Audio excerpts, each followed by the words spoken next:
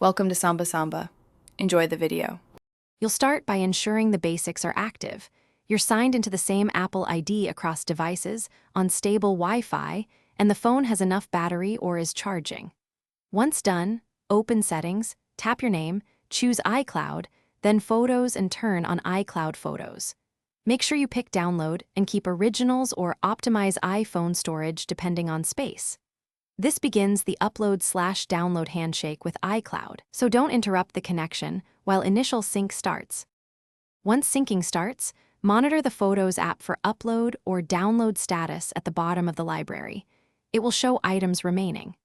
Make sure every device that contributes photos has iCloud Photos enabled so the cloud state matches across devices. If you have a large library, the process takes hours or days.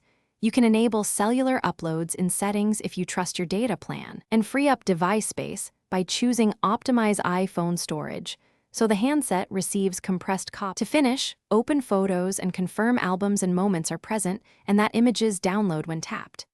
If syncing stalls, toggle iCloud Photos off, wait a minute, then turn it back on to force a resync. Signing out and back into your Apple ID or rebooting can also kick things.